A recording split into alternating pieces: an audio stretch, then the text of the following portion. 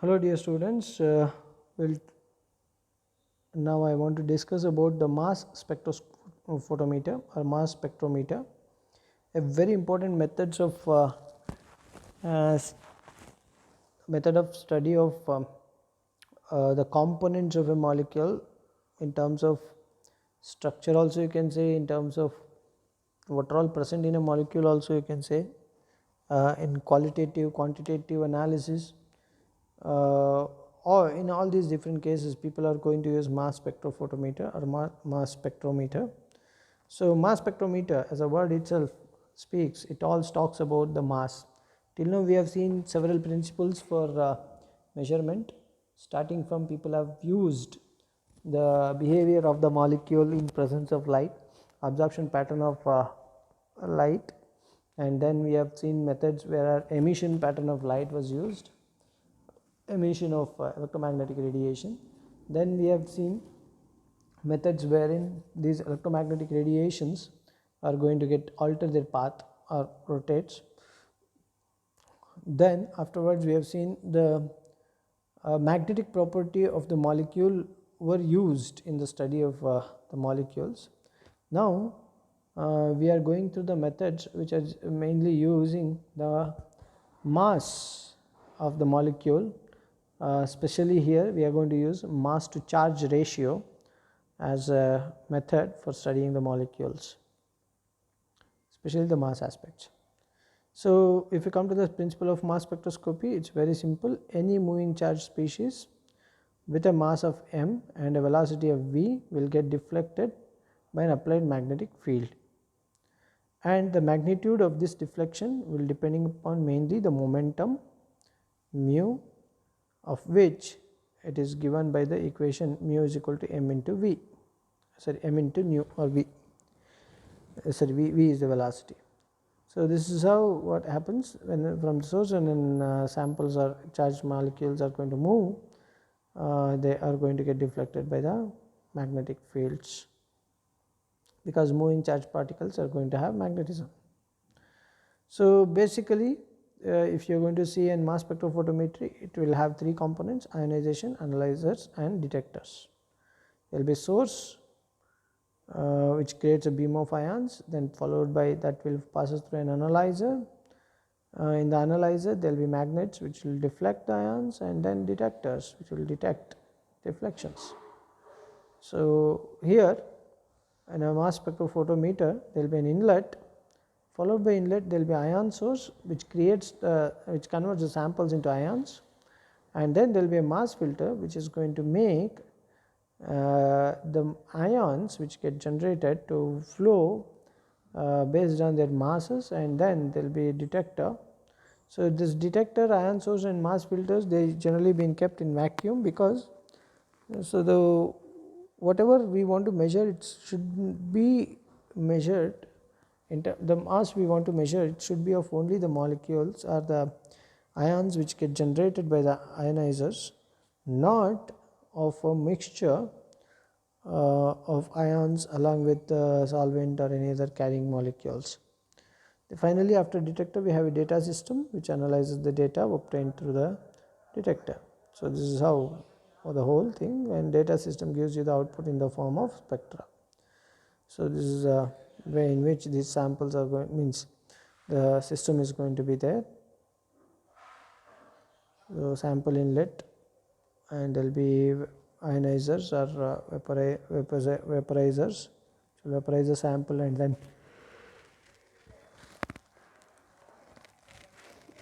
the sample becomes ionized, and then ion accelerators which are going to accelerate the ion, makes them to move within some velocity, and then deflectors in terms of applied magnetic field, and then finally detector which detects the how that particular ion is going to be moving, whether it is moving towards a positive or negative polar, towards which particular kind of part of the magnet, and how far, how for how much of time it was actually floating, or what part of the detector it hits. So all these things are going to be considered in measuring the mass of the ions. There are different methods of ionization people use: electron impact ionization, chemical ionization, fast atom bombardment, FAB, plasma desorption ionization, very widely used method, and there is another very well known method, matrix desorption, matrix assisted desorption, liquid desorption ionization. There is the MALDI, matrix assisted plasma desorption ionization. Then electron spray ionization, there is ion spray ionization. There are many other methods of ionization also we come across with. So this is electron impact ionization. So sample is going to get allowed to interact impact onto the in particular to pass through ionization chamber, where there will be electrons which are going to be fast moving electrons. General source will be there which will be passing the fast moving electrons into the ionization chamber, which is going to hit the sample molecules, and the sample molecules are going to split, or they get attached with the electrons. Because of binding with the electrons, they are going to become charged species, and that charged molecules are going to be allowed to pass through an velocity, means an ion accelerator, and then followed by detector. So here when the electron is going to, fast moving electron hits the sample, it can split the sample into number of pieces. So all these pieces are going to have their own mass, and they will be analyzed one after another. The other method is chemical method for ionization, wherein people are going to use some ionizing chemical substances. They are going to be added, and the product is going to be having an ionic nature. So even people are going to do it by using homolytic heterolytic cleavages of molecules can result in the formation of ions. So here only problem is that there will be formation of quasi-molecular ions, that is, the ions which are going to get formed, they may get merged together and form a larger ion, or they can split out. So one atomic mass unit greater than the mass of the molecule itself, we call them as quasi-molecular ions. Then followed by that, there is another method, that is fast flow of fast atom bombardment ionization, that is FAB method. So in the FAB method, sample is held in a liquid matrix, and it is bombarded with a beam of atoms such as xenon, and then that generates the molecule that splits the sample molecules and creates the ions in the form of dense gas, and these are going to get accelerated towards the analyzer and detector, and continuous flow FAB, that's a sample flow is continuously is going to take place through the capillary passing, and there will be a probe which is going to help in separation of that particular ions. So FAB has limitations, that is significant difference in the ionization efficiency is going to be seen between the molecules that exist on the surface of the liquid matrix and on those buried inside the liquid matrix. Another kind of method is plasma desorption ionization, that is PDI method, wherein californicum, when isotope breaks down to form two particles which travel in opposite directions at the same velocity, and one of these activates a time counter while the other is going to cause vaporization and ionization of the sample.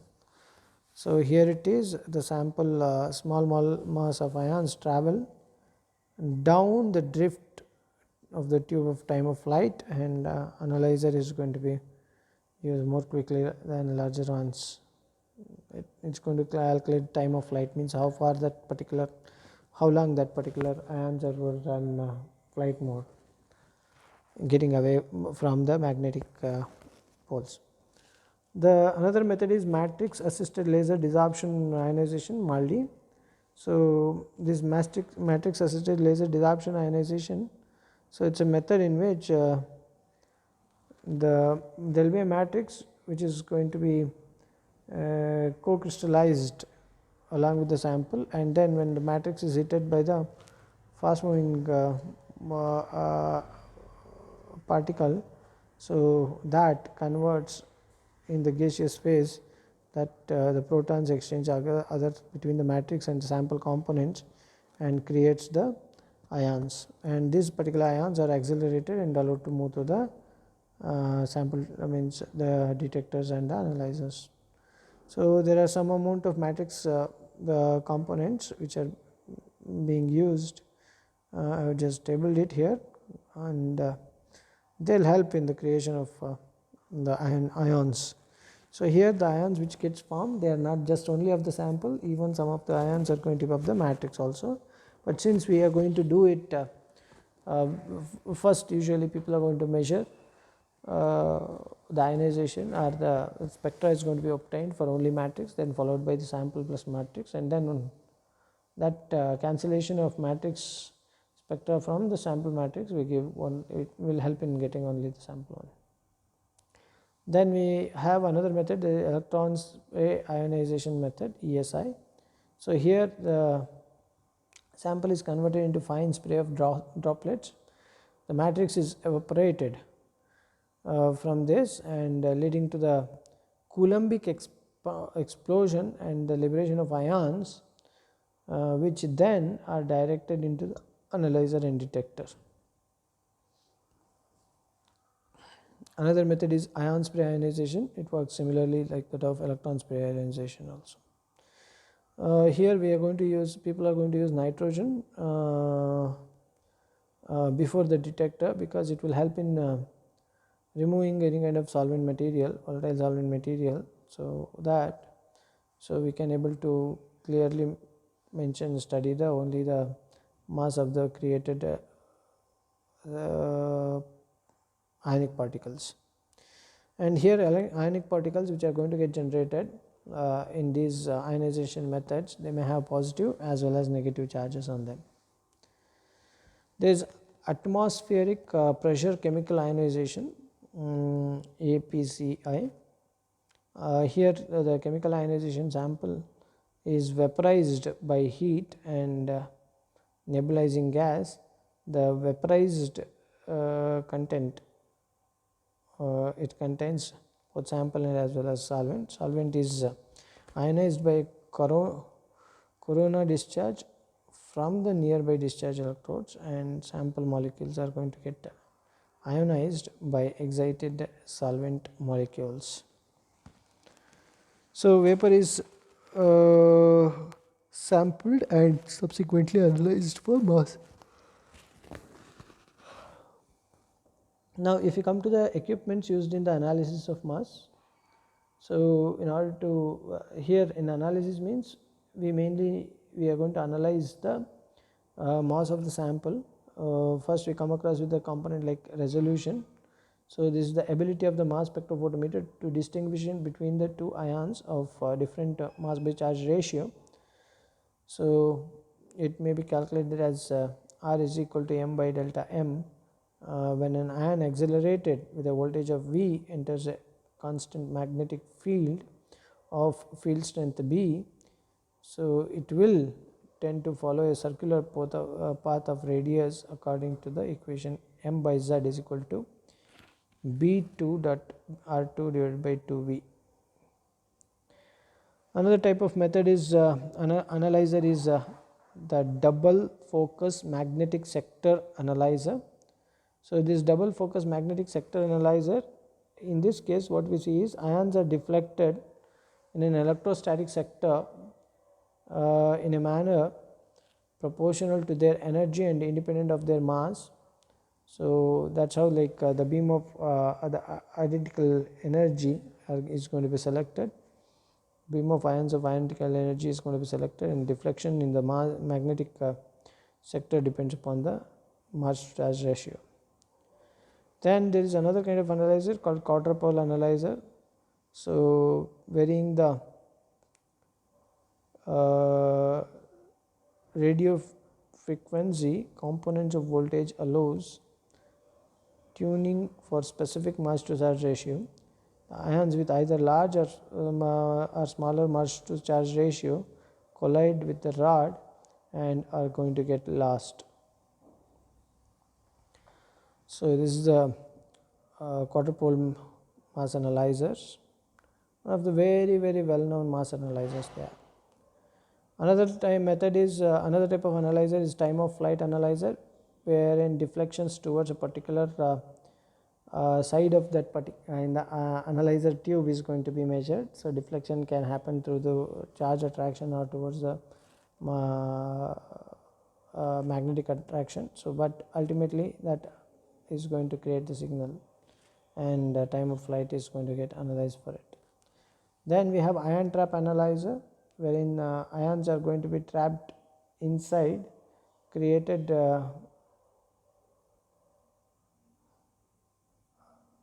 created within or rapidly injected into the trap. So the electrostatic field forces them into the specific orbit depending on the mz ratio.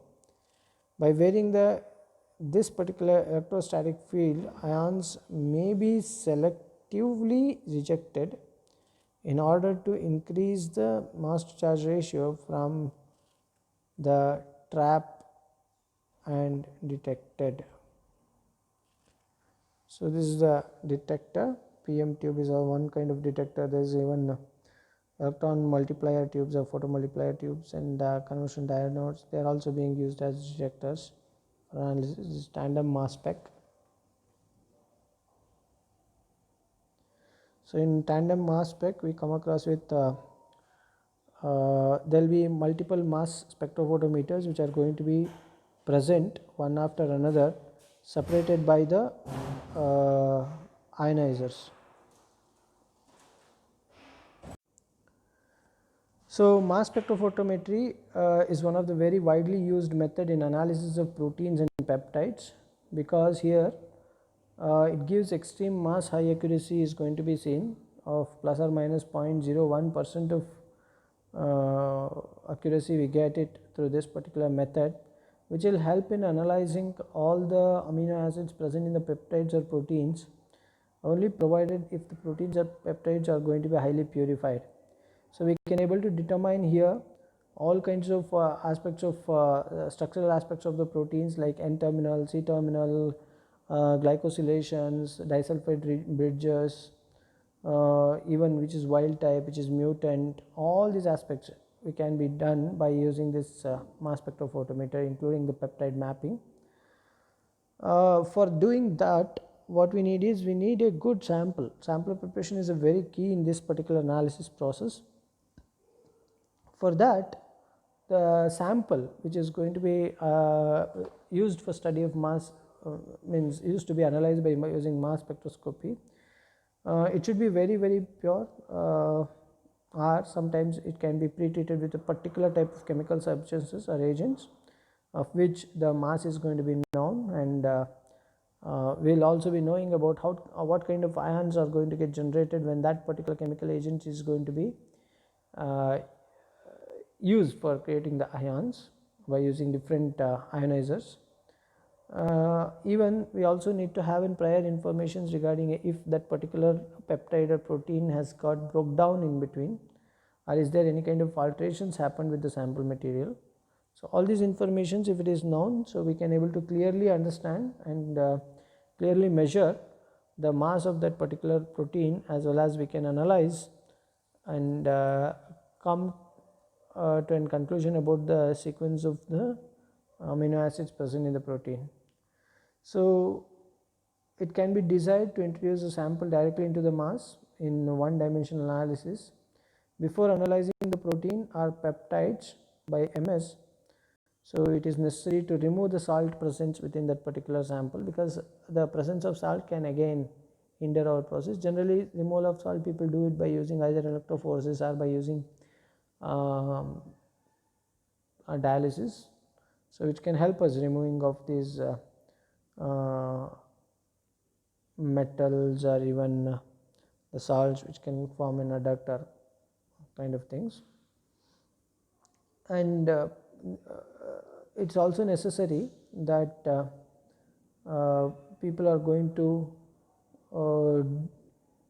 even sometimes derivatize that particular peptides or proteins, so that we can able to increase the volatility of that particular protein or peptide, as well as that derivatization is going to help us in getting more information about that particular chemical nature of the groups present within that particular peptides or proteins. People also go for ionization, different ionization modes. They use liquid matrix, simply required for to mix the protein with the solution of the matrix. Usually it can be dissolved in water, and other ionization modes are also going to be used for the creating ions of the peptides. People are going to use different modes of mass spectrophotometry to create the ions. They use FABs. Widely used are FABs, PDIs, MALDI, ESI are all being used, and in general they use time of flight as an analyzer for the study of the components which are having larger masses. People sometimes, or if when the proteins are if they are going to be very large, the peptides are very large, then people can subject the study of the peptides in bits and pieces, like they can subject the peptides into fragmentations, and these fragments can be studied, analyzed, and then they can be connected together. So that's generally we see this kind of things with oligomers, so which are having a larger size. So there are going to be subjected for fragmentation, and these fragments or subunits, they are going to be analyzed separately, and then they will be combined, and we are going to get an idea about that particular protein. So it can be done by peptidases. They use even chemical substances also for the purpose in order to fragment the polypeptide chain. So people also creates the fragments by using FAB method also, and here whatever the ions which get generated when the ionization is subjected, means when the polypeptides are subjected for ionization, we get both positive and negatively charged components, either C terminal or N terminal part of that particular peptide, but we get these particular ions further they get analyzed by using different analyzers, but widely used is TOF analyzer. People also use alternative methods for fragmentations, like electron capture dissociation method or electron transfer dissociation method for analyzations. There are different type of mass spectroscopy we come across with, different modes we come across with, that is MSMS, people also call as tandem mass, which earlier I showed a picture. So wherein people are going to achieve the fragmentation by a process called as collision induced dissociation, where the ion beams are going to be passed through the argon gas and subjected for collision, and then that leads to formation of ions, and these ions are going to be selected subjected for detection. So here in mass or MSMS, there can be sometimes people use the 3 MS together in series, or people are going to use even 2 or 4 MSs also. So what they are going to do is, one is going to involve in selecting the parent ion, another can be used in fragmented parent ion they can actually study, and one more can used for analyzing the daughter ions which are going to get formed by the cleavage. So this type of mass they are also called as tandem mass. Another method is LCMS, where MS, that is mass spectroscopy, is used as one of the detector, not as in just an means analyzer. It is used also as a detector. The whole method is used as a detector along with the liquid chromatography. So particularly the HPLC, high performance liquid chromatography, is going to be attached with the MS, so through an interface, so wherein whatever the sample which is going to get purified and comes out of the HPLC will be directly injected into the mass spectroscopy, mass spectrophotometry, mass spectrometry, and we get the analysis done together, just not only purification plus analysis. So we can see here the sample passes the splitter, and then the wastes are going to be removed, and it gets to the HPLC column, get purified, and then again the whatever the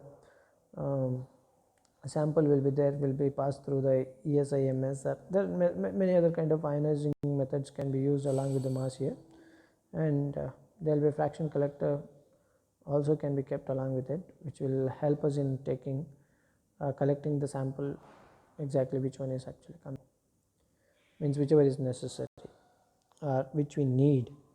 After going through the mass, we can say what time is the arrival of that particular component, and that can be selected selectively collected by using fraction collectors. Then we can see GCMS, where gas chromatography or gas liquid chromatography is going to be associated with MS, where we all know that GC is being used for separating the volatile components or volatile molecules. So after separation, these particular molecules are going to be subjected for analysis by using mass spectroscopy. Again here there will be GC, because GC is done along with the carrier molecules or carrier gas is going to be there, that will be removed as waste, and then the sample is going to be injected into the mass spectrometry. There is electrophoresis MS. Electrophoresis MS, mainly here people are going to go for capillary electrophoresis or capillary isotachophoresis. So that will be connected with the mass spectrophotometry. So in all these cases, people are going to use the interface which will help in removing the sample, the solvent molecule, so which can interfere in the analysis. So they are going to be separated by using liquid nitrogens and then nitrogen gas or liquid nitrogens, and that will then sample will be passed through the MS. So there are different uses of mass spectroscopy. People are using it because it is going to help us in distinguishing the ions which are having very small differences in mass of few atomic units itself. So they are using it in study of micro heterogeneity of proteins, that is very small differences between two proteins can be analyzed here, because of because mass spectroscopy has this particular ability of differentiating at a very small mass, that is the atomic mass units. So we can able to understand differences between two different proteins, and as well as the presence of the amino acids, different amino acids at different parts of the proteins. Then people do conformational and analysis of peptide synthesis, peptide mapping, determination of protein disulfide patterns also can be done, because disulfide linkages means there will be SS bonds, so that creates different type of ions, and this is going to have different type of mass to charge ratio, which will help us in which can be easily understandable, and it gives more information about disulfide bond and where it is present and how the linkage is, which will help in reconstructing the structure of the proteins. People also use mass spectroscopy very widely in protein sequencing, used in the study of enzymes, enzyme kinetics, enzyme catalysis, as well as active site amino acids. All these are studied by using mass spectroscopy. Analysis of DNA components, but DNA protein interaction, DNA changing in its mass, means changing in its structural aspects. All these things are being studied in post translational modifications. It's one of the very good application of mass spectroscopy. So people are using this mass spectroscopy in varieties of fields. In diagnostics also people are using mass, because it's a very good method for analysis. Okay, so I'll stop here. Hope I have given you a brief introduction into the mass, because mass spectroscopy is very widely used, and there are different upgradations in the mass spectroscopy, like plasma inductive methods are there, inductive coupled plasma mass spectroscopy is there. Many methods of mass spectroscopies have been come out with the different principles of ionization, different principles of analysis like that. So thank you. So all the best.